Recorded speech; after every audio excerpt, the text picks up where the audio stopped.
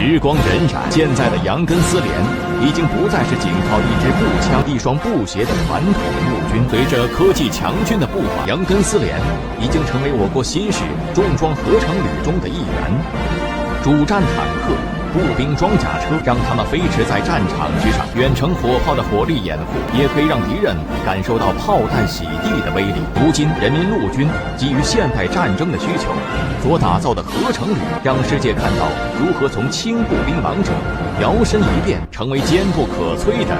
装甲洪流。它首先的强大是因为它是一支真正意义上的模块化部队。那么在这个模块化部队里面，它是根据战场的环境，根据你的作战任务，根据你可能面临敌方的情况来选择合适的装备。那么这些部队呢，我们说它要根据自身的重量，我们通常把它分成重型、中型跟轻型。那么这个呢，主要是因为你的底盘的区别。那么重型的这个合成旅呢，那么我们说可能它的这个其中整个吨位最大的装备就是我们说的主战坦克啊。那么这个也是我们最熟悉的一个这个装甲的锋线的力量。那么跟这个重型的这个我们说这种主战坦克去搭配的就是步兵战车。那么但是如果说对于中型的合成旅跟合成营，还有轻型的合成旅跟合成营的话，那么它会把这种主战装备换成轮式的步兵战车，那么轮式的这个相关的这个火力支援车辆，或者是更轻的这种突击车。除了我们这种装甲锋线之外呢，你的火力打击手段里面，我们说有比如说迫流炮，那么当然你的迫流炮也是基于不同的底盘。那么另外呢，你还会有专门的这个防空反导的系统，而且除此之外呢，我们说你还会有无人机，还有其他的这种信息化的装备对你进行支持。在整个世界上，很多国家的军队都希望能够编组为合成旅，而且我们说从师改成旅，这个其实是之前应该说是20年以来的陆军的发展的一个可以说是趋势。但是真正的能够形成这种合成模块化的部队的国家很少。为什么？它是要以你的工业基础做支撑的。你能不能提供足够多的装备？你能不能提供让这个合成部队发挥作用所需要的，比如后勤保障能力，包括各种各样的这种生产能力？这个能力在全世界可能只有几个国家能实现。这个才是中国，还是我们解放军的合成旅真正强大的地方。它是以中国的国力为后盾。历史不会忘记，1950年11月，朝鲜正经历着历史上最寒冷的一个冬季，而抗美援朝战争第2次战役正在冰雪中进行着。时任志愿军某部连长的杨根思奉命带领一个排扼守夏碣隅里外围1071高地东南小高岭，负责切断美军南逃退路。29日，美军陆战第1师向小高岭进攻，在美军强大的空中和地面炮火的狂轰滥炸下，杨根思带领全排顽强抗击，以人在阵地在的英雄气概，接连击退美军8次进攻。当阵地上只剩下他和2名伤员时，又有40多名美军爬进山顶。危急时刻，杨根思抱起仅有的一包炸药，拉燃导火索，纵身冲向敌群，与爬上阵地的美军同归于尽，英勇捐躯，年仅28岁。1952年，中国人民志愿军领导机关为杨根思追记特等功，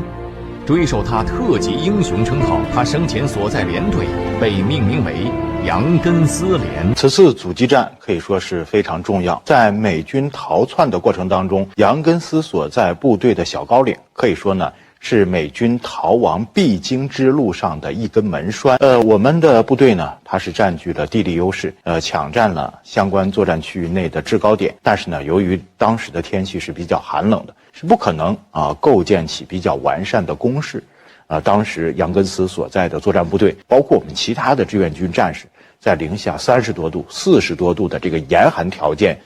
这样的一个环境当中进行作战，其实呢，我们会面临物资不足的情况，缺少食物甚至呢，我们御寒的这个棉衣也是非常单薄的。那么在这种状态下，勇气和这种保家卫国的这样的一个热血豪情，可以说呢是支撑着志愿军和敌人进行这种殊死的搏斗，可以说呢是写下了可歌可泣的诗篇。先辈已逝，信念长存。走过数十年的风雨，杨根思连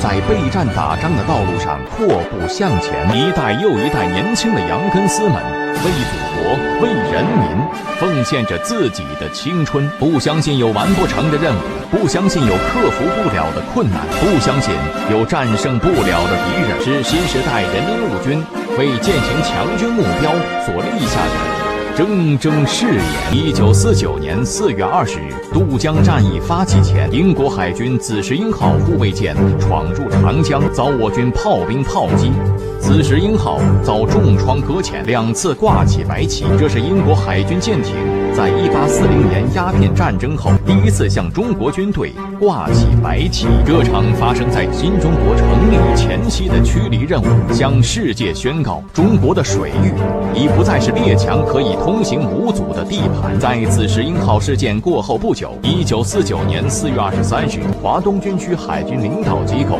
在江苏泰州白马庙成立，人民海军从此诞生。众所周知，领海是领土的组成部分啊。那么沿海的国家针对领海的范围内是拥有管辖权的。不仅包括领海所对应的空域，还包括领海所涉及到的、所覆盖的这个海床和这个底土。可以说呢，我们都是有这个管辖权的。我们中国的这个领海范围是12海里啊，这个我们自己知道，全世界呢可以说也是非常清楚、非常明白的。更好的维护领海，还是要有强大完善的海上作战体系。如今的人民海军已经拥有了具备远洋航行能力的庞大舰队，时刻保卫着祖国的海疆，但威胁时刻存在。2021年的一天凌晨，西太平洋某海域，南昌舰党委班子在驾驶室紧急召开碰头会，这是南昌舰首次加入辽宁舰航母编队，执行远海训练任务。在周边海域航行的2艘外军舰突然转向，试图穿过中国海军舰艇编队。面对紧张态势，舰党委领导官兵迅速采取应对策略，让外舰知难而退，放弃穿越编队的企图。在此次驱离任务中，南昌舰全体官兵单刀赴会，一往无前，就像70年前的前辈们一样，为保护我国海洋主权，敢于亮剑。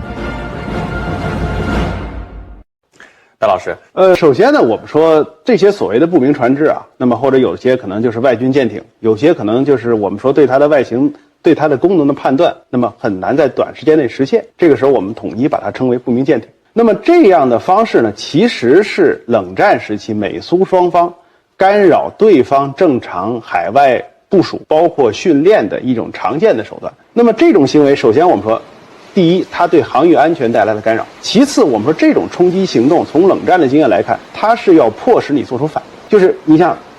双方的航线发生了交叉，那这个时候相关的舰艇一定要对你的编队的指挥。那么这个过程中，你的回应的速度、回应的频段、整个反应的时间，其实都是收集情报很重要的信息。所以我们可以认为，就是这种行动，所谓的抵近的干扰也好，那么或者也有人叫这个就抵近式的侦察也好，它很大程度上是什么？就是我迫使你做出短时间的反应，然后借此迫使你去暴露出很多的你平时不那么容易暴露出来的情报。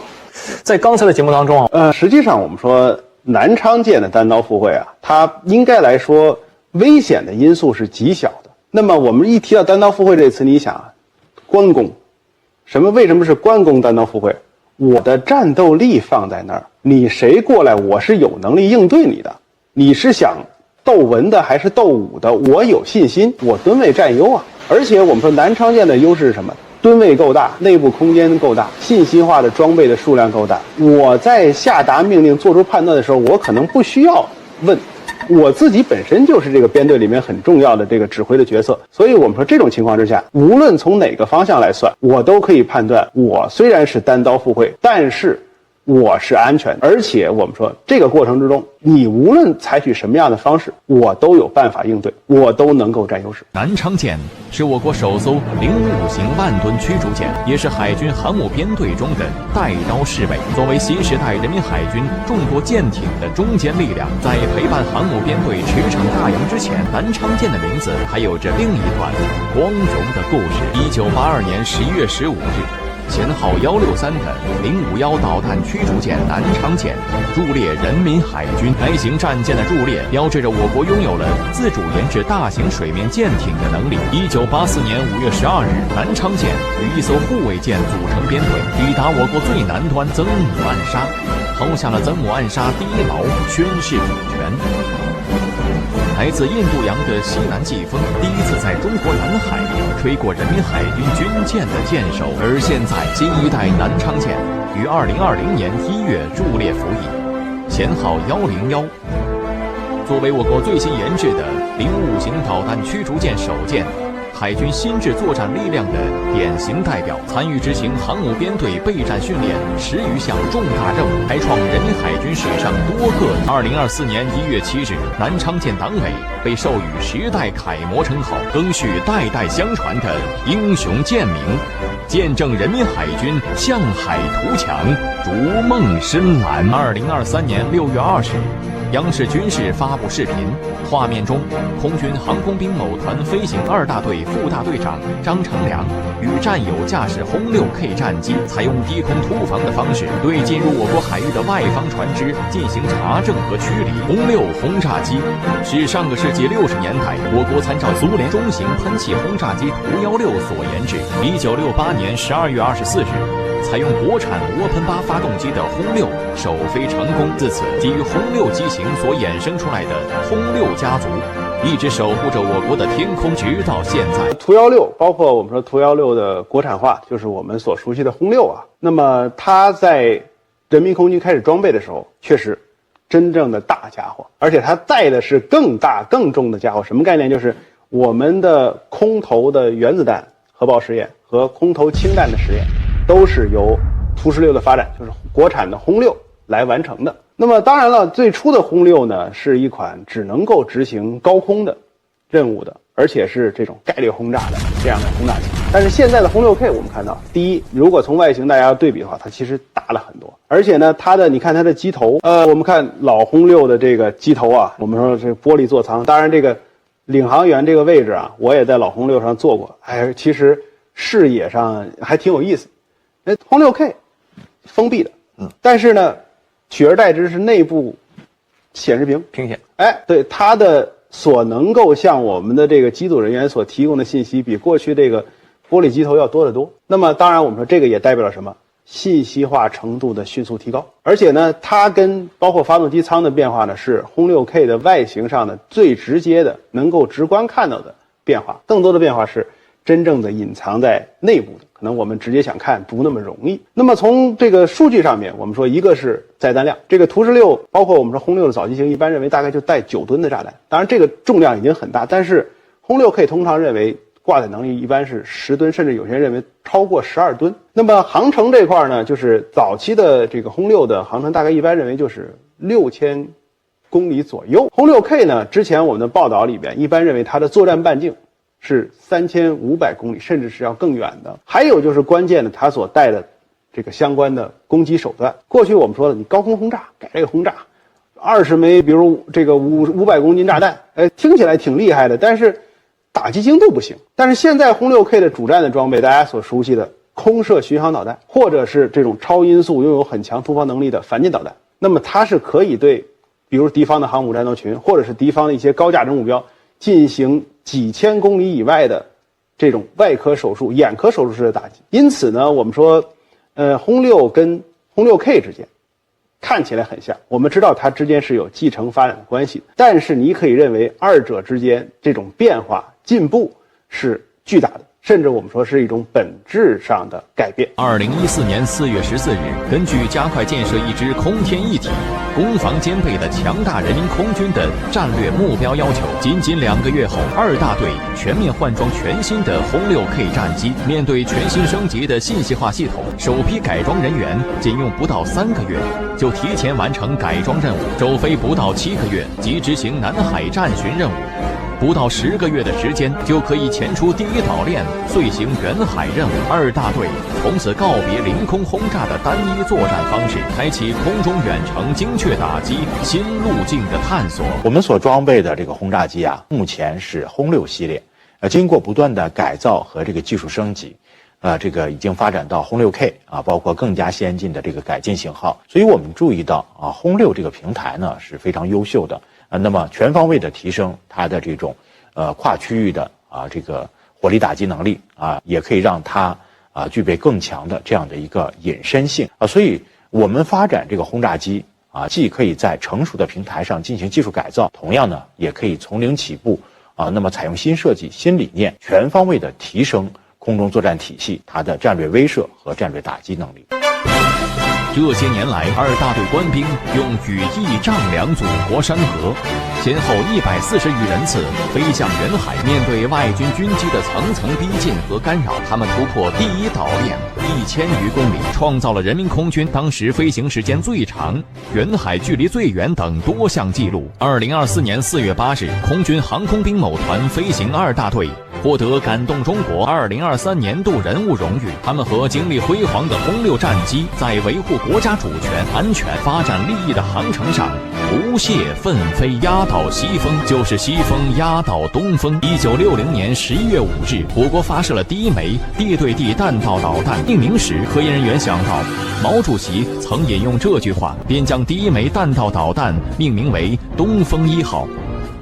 在东风1号发射成功后，1964年6月29日，东风2号再次试飞，并成功命中千里之外的目标。自此，我国拥有了属于自己的战略导弹力量，同时一支区别于陆海空三军的独立兵种第二炮兵诞生了，成为了震慑敌人最有力的杀手锏。而现在的火箭军不但拥有原来的战略导弹部队，而且还有着众多先进的战术常规导弹部队。它确实是以这个射程来区分啊。当然，我们说在不同的条约，甚至不同国家军队的军语里面呢，这个中程、远程、近程、洲际，它可能定义不完全一样。那么按照解放军的体系来算呢，第一，射程低于1000公里的近程导弹，那么从1000公里到5000公里射程，这个是我们说中程弹道导弹。那么射程5000到8000公里的是远程的弹道导弹。那么这里面有的时候我们可能还要提到，比如中远程导弹。那中远程导弹是什么？射程1500到5500公里的弹道导弹叫中远程弹道导弹。当然了，我们说你还要考虑，就是一般来讲，这个近程就是1000公里以下，甚至是500公里以下这个射程，一般来讲，我们说它就是负责到战区的区域，有些情况下可能划到3000，就这个是要根据你不同的这个编制，那你能够看的距离来算。当然，从我们的就是我军体系的角度来讲，1000、5000、8000、5500，那这个其实还是相对来讲比较清楚。从近程导弹到洲际导弹，东风系列导弹伴随着火箭军为国人铸造了一柄又一柄利剑。目前，我国已经拥有覆盖远、中、近、洲际多种射程范围的弹道导弹，同时兼顾远程反舰、核常兼备能力，实现了区域拒止和反介入作战能力。2019年国庆阅兵中首次亮相的东风17高超音速弹道导弹，作为未来战争中的黑科技，引起世人关注。火箭军部队手握国之重器，威慑来犯之敌，让我们有底气地说：犯我中华者，虽远必诛。